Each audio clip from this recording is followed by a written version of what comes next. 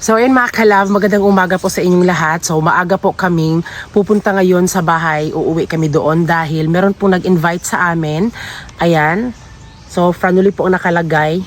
Dahil mag-a-attend po kami ng seminar sa Tati Aquafeeds, Siksik Kaalaman sa Pagpapalaisdaan. Yes. So free seminar po mga kalab about sa sustainable tilapia pond culture. So ngayon, April 28, 2026, Tuesday starts at 9 a.m. at Barangay Caloocan, Covered Court, Magallanes, Agusan del Norte. At yung nag-invite po sa amin mga kalab is yung kinunan po namin ng similyang tilapia si Uncle Luloy. Kaya ngayon mga kalab, punta tayo ngayon kasi ang oras ngayon 7 a.m. at kailangan namin magmadali para syempre before 9 a.m. makapunta na kami doon sa mismong pagme-meetingan o seminar. So pupunta na kami doon mga kalab sa bahay namin para lilinisan muna namin yung mga gawaing bahay doon. Pagkatapos punta kami doon sa mismong pagsiseminaran mga kalab. So let's go. Let's go. So ayun mga kalab, ngayon po is pupunta na po kami ng Caloocan Covered Court dito sa amin po. Dahil alas 8 na po at malapit na pong mag-start dahil malapit na pong mag-alas 9.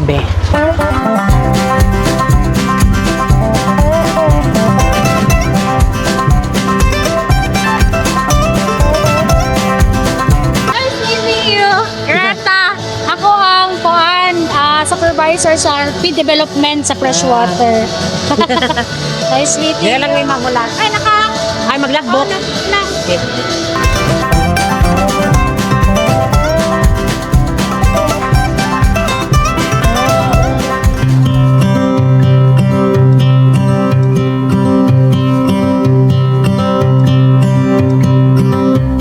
It's been 4 weeks since you called, and I've been waiting here for you all along.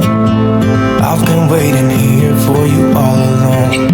So ayun mga kalab, andito na kami sa sa Covered Courts. Ito mga kalab ay tinatanggap talaga namin yung invitation po ng Tati dahil sa Tati Aquafeeds dahil solid Tati po talaga yung pinapakain po namin sa aming mga tilapia po. Kaya syempre gusto pa po namin na meron pa po kaming mas matutunan po about po sa mga tilapia kung ano ang mga kalakaran about fish pond. At nakita ko mga kalab, meron din palang mga bagtikan po ng mga nag-ano po ng mga fish pond po ng tilapia. So ito dahil gusto pa po namin na ma-more on about po sa mga tilapia, yun. So sobrang ganda po ng programang ito para po sa mga nag-fish pond.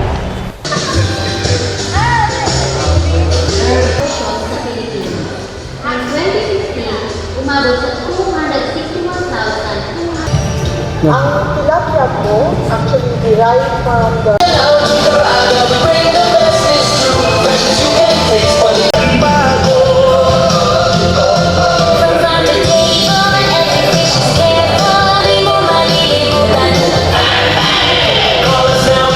packaging expenses, labor.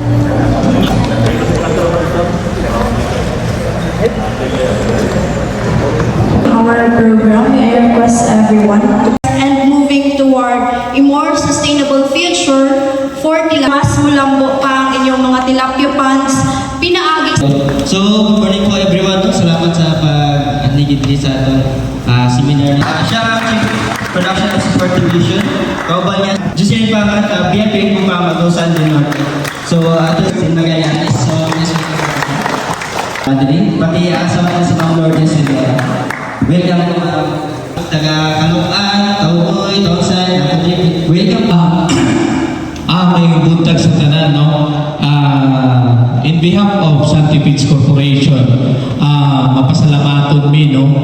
Also, may mga naatay problema sa salinity. So, year and year, nagyon tayo problema ni, pero this year, ang grabe, no? Na feel po na mo based on mga report sa atong mga farmers. Produce of tilapia interkarada, no?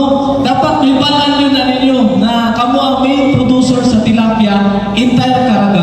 So, hopefully, i-claim ng Magallanes na kung na aming mga activity for festival, kamo ang mag-con yun, no? For tilapia, no? Capital of Caragaba. Message from Office of the Vice Mayor. Pamuhin ako tilapia na rin sa tuig. Pita ko muna ng ating tilapia. Kaya Gusto ko may kaya na may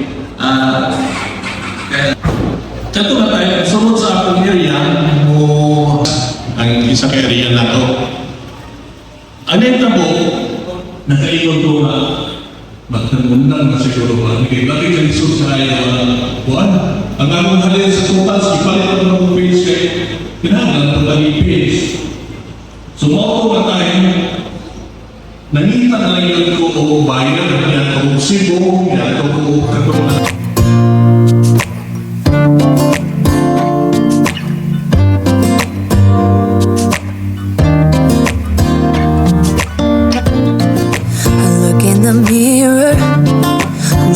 Back at me, I don't know what happened. Guess we weren't meant to be. I know we had problems, I thought we could fix them, but we got tired.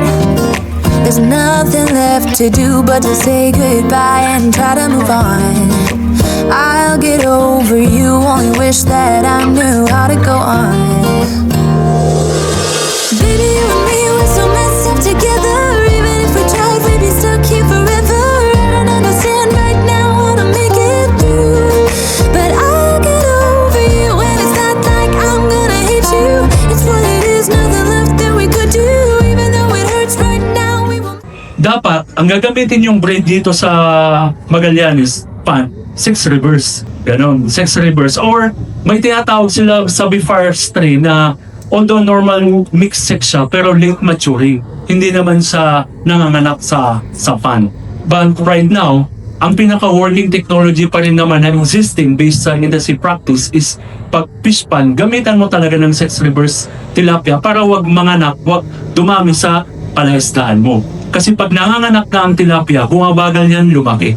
Dumadami ang populasyon pero humihinang lumaki. May presyo yan pag mabigat, pag malaki, pag maliit, bansot na yan, hindi na yan lalaki masyado. Inbred na tinatawag. Ano po? Nakikita namin na lalaki pa ang Magallanes in the future. No? Kasi para kayong Pampanga. Ang Pampanga, dati noong unang panahon, mga sugpuan yan, no? Libu-libong hektarya, Bulacan, Pampanga, Bataan, puro yung sugpuan, alibangawan.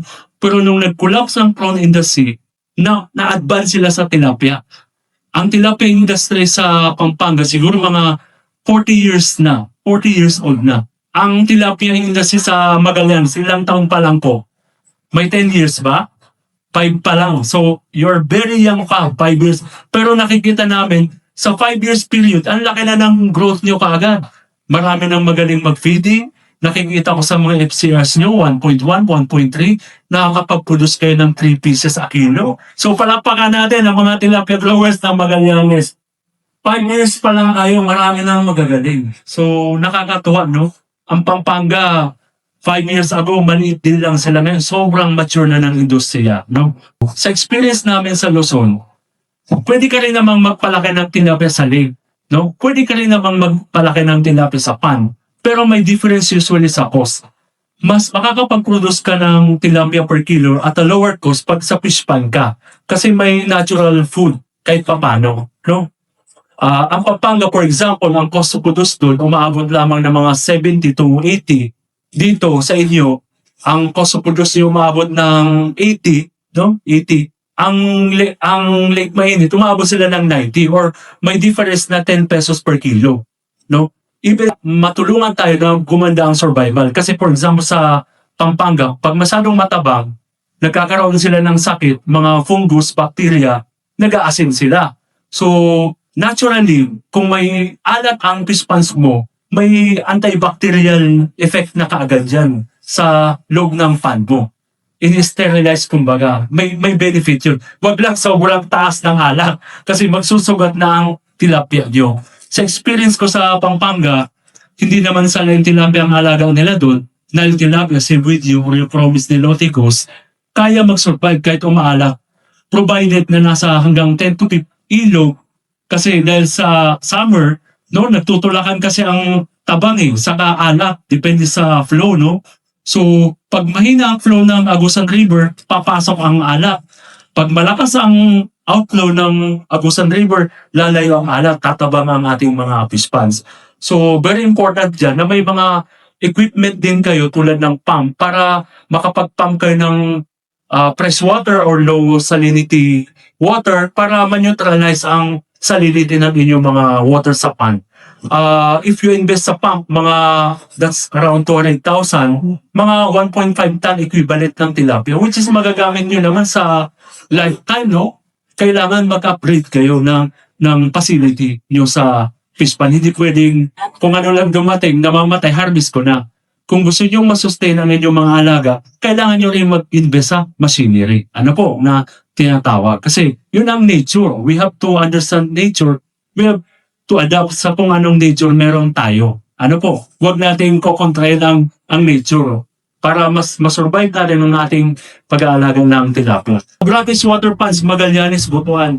May mga cages din sa Butuan pero walang masyadong space kasi crowded na yung Masaw River. Hindi ka naman makakapag volume production sa Butuan unless mag-pond ka rin. But here at Magallanes, napakarami nyo pang mga untapped brackish water ponds na pwedeng i-expand, pwedeng i-operate, depende sa i-check nyo ang status sa BFAR nun kung pwedeng i-rent, available ba na i-acquire through FNA.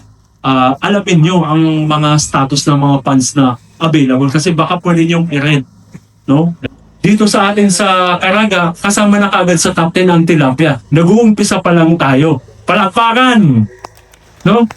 Kasama na sa top commodities ng Caraga ang tilapia. Nag-uumpisa pa lang kayo. 5 years pa lang ang Magallanes. Kasama na sa top 10. Ano po? Pag dumating kayo sa situation na masyado ng oversupply ng tilapia, kumbaga mature market na, kayang-kaya nyo mag-survive kasi based on our assessment, kayo nga ang pinaka-lowest cost to produce. Kahit dumami ang tilapia sa Lake Mainit, hindi kayang i-break ng Lake Mainit ang cost to produce nyo. Kasi may natural food kayo. Pan. Same yan sa Luzon. Dumami ang Talig production, dumami rin naman ang Pampanga, pero never labit ng lake-based tilapia ang pond-based kasi mababa ang cost to produce nyo. Ibig sabihin, mas mababa ang bottom line nyo. Kahit bumaba ang farm gate, kasi habang dumadami ang supply, posibleng bumaba din ang farm gate. I-repair din natin ang mga dikes natin kasi kung lagi kayong nabibiktima ng baha-baha, no? Kasi parang kumbaga, yan na talaga ang nature, we have to accept. Medyo i-redevelop nyo rin ang pispa nyo kung pangagiba-giba na mga dike. Mag-allocate kayo ng resources to repair dikes. Ano po? And marketing outside.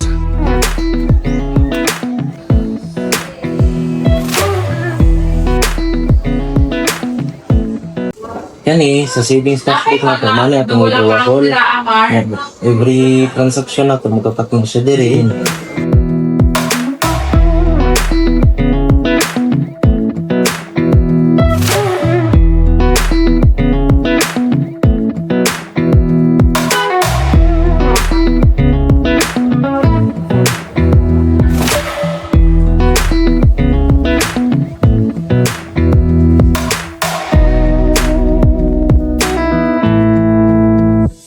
So yun mga kalab, nakita nyo na po na yung pera po namin, nakita po namin sa aming fish pond ay inilagay namin agad doon para mag-savings po kami. Ayan, so meron po kaming, passbook siya mga kalab. So meron kaming savings account na passbook, tapos itong share capital na passbook mga kalab. Pero itong mga kalab ay sinadya po namin na magkaroon kami nito. Like sa amin, sa ngayon mga kalab, yung negosyo talaga namin ni Francis, yung pag-fish pond. Tapos mag-negosyo kami sa bababoy. Tapos meron din po kaming isang sinimulan bago na negosyo at yung kita po namin na pera sa pag-fish pond po ay pinagsikapan namin na hindi po yun magalaw. Kaya mas minabuti namin ilagay muna siya doon para syempre sa hirap ng buhay kailangan talaga magkaroon tayo ng dapat budget, di ba? So mas minabuti talaga namin na ano lang muna yung ibang pera namin. Ito po hindi po sa kanang pagmamayabang, di ba? So syempre ano ko sa inyo na kapag meron kayong pera dapat importante po talaga yung savings.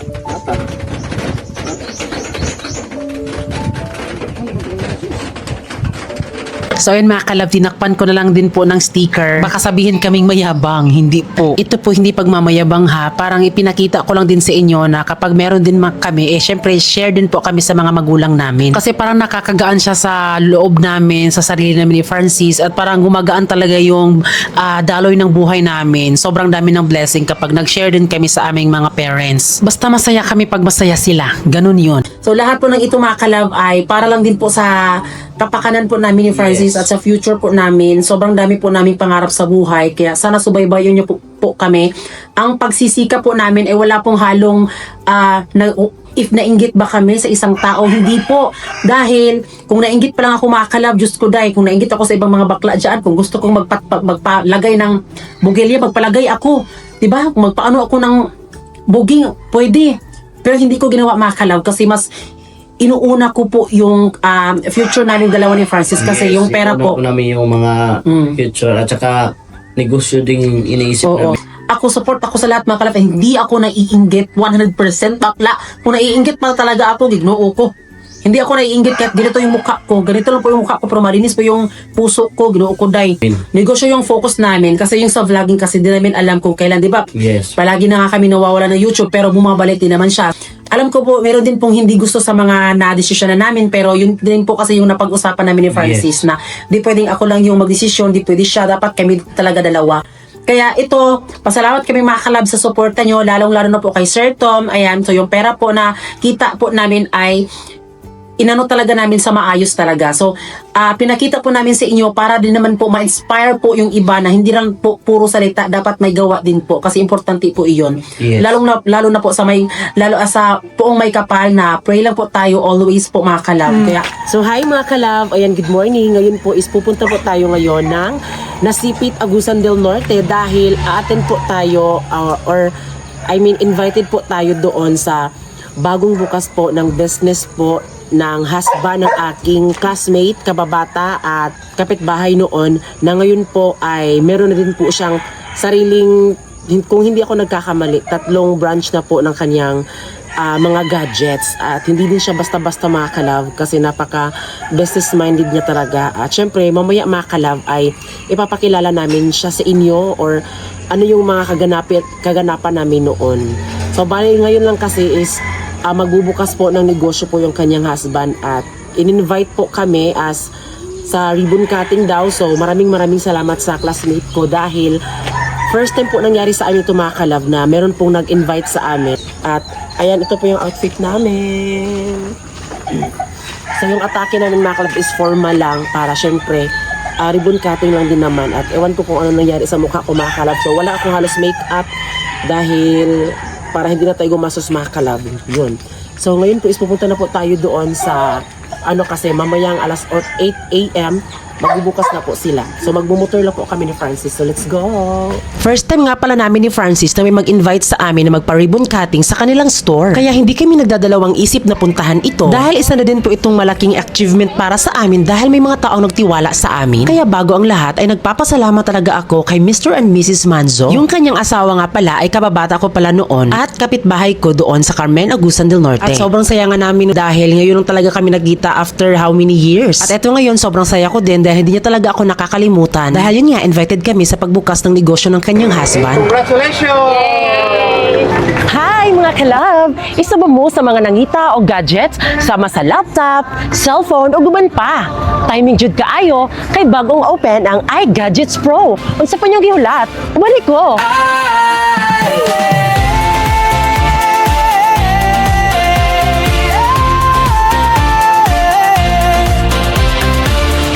Gusto mo ba ng iPhone o Android phone, laptop, iPad? Lahat meron dito bro. Cellphone accessories, JBL pa sa iGadgets Pro. Sulit to, let's go! iGadgets Pro, unbox like a pro. Sa Buena Vista, dito tayo go. Ang iGadgets Pro is located at Ruas Street, Barangay 4, Nasipit, Agusan del Norte. Ug dali ra pud ninyo matud-an kay atbang lang sa Rose Bake Shop. Ug kung wala jud mo ikapalit, ay kabalaka kay anda mo tabang sa inyo ang iGadgets Pro. Tungod kay naay installment sama sa Skyro, Home Credit, ug Salmon, and of course, zero down payment. So what are you waiting for? Come and visit kay sa iGadgets Pro. Unbox like a pro. iGadgets Pro, unbox like a pro. Sa Buena Vista, dito tayo go. Pwede installment, tatlong phone pa bro. Skyro, Home Credit, Salmon, zero down payment. Oh, unbox the vibe, feel the flow. Sa iGadgets Pro, todo ang promo. Kaya kung gadgets ang hanap mo, unbox like a pro. Sa iGadgets Pro.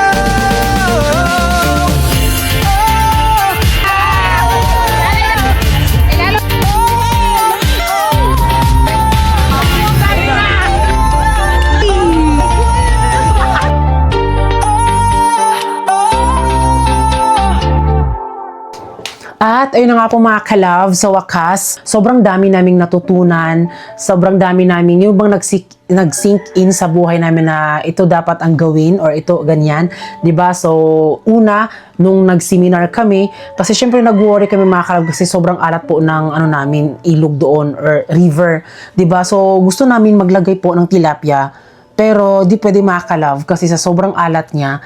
Yung mga kapitbahay namin, naglagay sila pero hinarvest din nila. Or yung iba din po, namatayan, kakalagay lang po nila kasi yung mga tilapia nila is nabulag po dahil sa sobrang alat po. At buti na lang talaga, grabe perfect siya mga ka-love kasi kaka-harvest lang po namin at naging ano na din, maalat po yung tubig.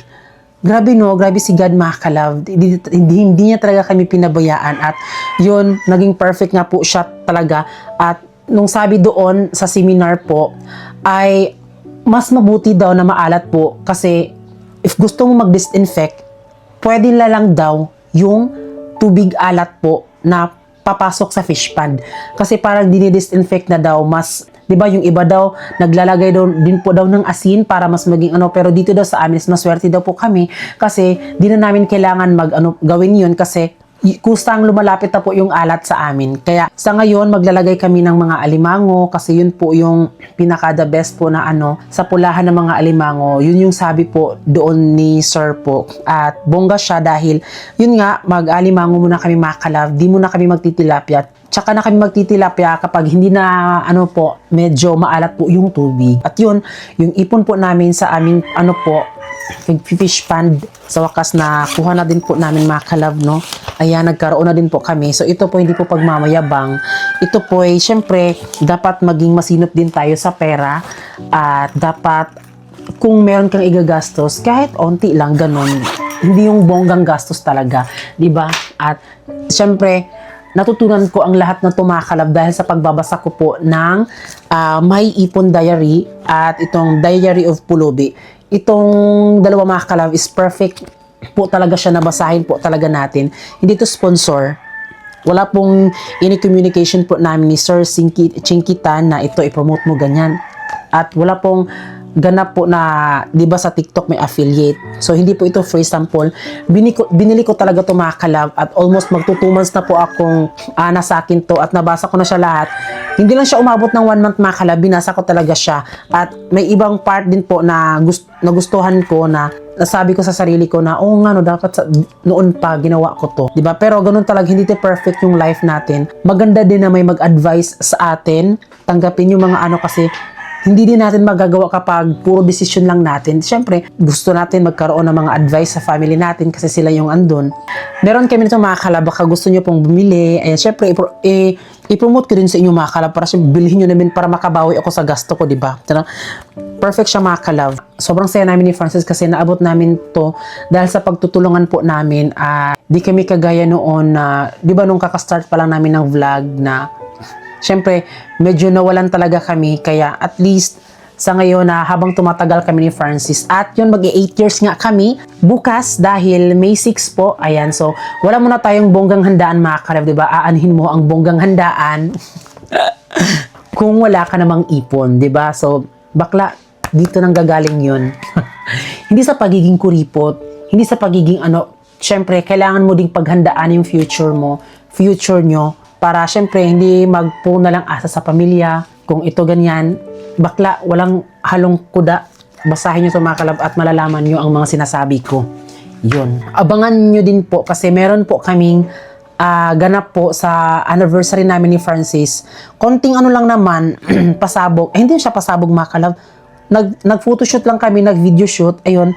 Tapos, di na kami kumuha ng mga para mag-photoshoot or video shoot, diba? So, kami na lang din at special thanks po kay Yunilin kasi marunong naman po talaga si Yunilin po ng mga angle ganun, kumuha ng mga video like ganun. So, perfect siya mga kalab na nagkaroon din ako ng ganyang kapatid mga kalab kasi natulungan niya talaga ako at di po yan ang hingi ng kapalit. Gusto ko lang niya binibigyan. Yun. Kaya abangan niyo po yung mga ganap namin sa anniversary. Yun. Kung meron pong kainan, onti lang, yung panghapunan lang ganun. Pero hindi na po yung bongga mga kalab kasi dahil dito sa sobrang crisis na po ng buhay natin, perfect siyang basahin. So, yun lang. So, visit kayo sa TikTok namin ha. Pwede nyo po itong bilhin mga kalab. Doon kayo sa showcase ko bumili. Basta anuhin nyo po ito mga kalab. Go!